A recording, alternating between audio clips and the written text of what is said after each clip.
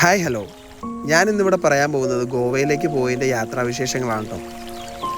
കൃത്യം 5:15 ഞങ്ങൾ എറണാകുളം റെയിൽവേ സ്റ്റേഷനിൽ നിന്ന് ട്രെയിൻ കയറി.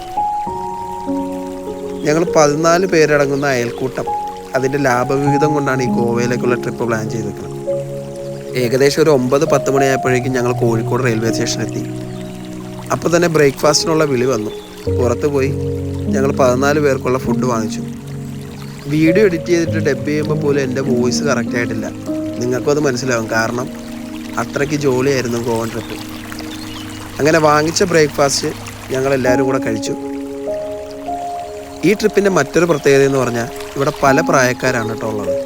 അതിൽ ഏറ്റവും ചെറുപ്പം ഞാൻ തന്നെ. അങ്ങനെ ഒരു 6 മണിയോടുകൂടി ഞങ്ങൾ മഡ്ഗൗൺ സ്റ്റേഷനിലെത്തി. ഓൾറെഡി ഞങ്ങൾ റൂംസൊക്കെ ബുക്ക് ചെയ്തിട്ടുണ്ടായിരുന്നു. ഞങ്ങൾ പോകാൻ പോകുന്നത് ബാഗ ബീച്ചിൻ്റെ സൈഡിലേക്കാണ് കേട്ടോ. അപ്പോൾ റെയിൽവേ സ്റ്റേഷനിൽ നിന്ന് ട്രാവലർ പിടിച്ച് 50 കിലോമീറ്റർ താണ്ടിയാണ് ഞങ്ങൾ ബാഗ ബീച്ചിലേക്ക് പോകുന്നത്. പോകുന്ന വഴിയിലുള്ള കാഴ്ചയാണ് നിങ്ങളിപ്പോൾ കാണുന്നത്.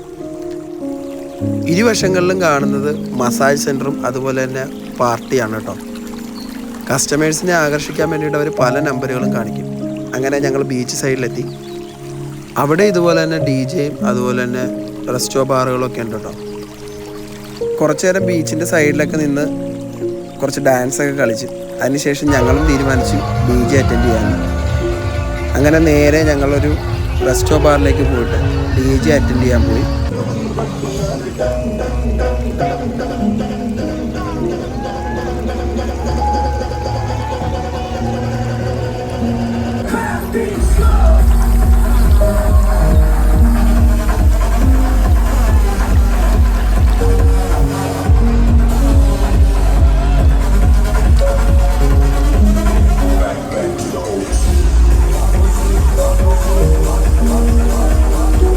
അങ്ങനെ ആദ്യത്തെ നൈറ്റ് അടിച്ചു പൊളിച്ചു. പിറ്റേ ദിവസം രാവിലെ ബ്രേക്ക്ഫാസ്റ്റൊക്കെ കഴിച്ചിട്ട് വീണ്ടും സെയിം പ്ലേസിലൊന്ന് പോയി. അന്നേരം അതേ തിരക്ക് തന്നെയാണ് കേട്ടോ ഉള്ളത്.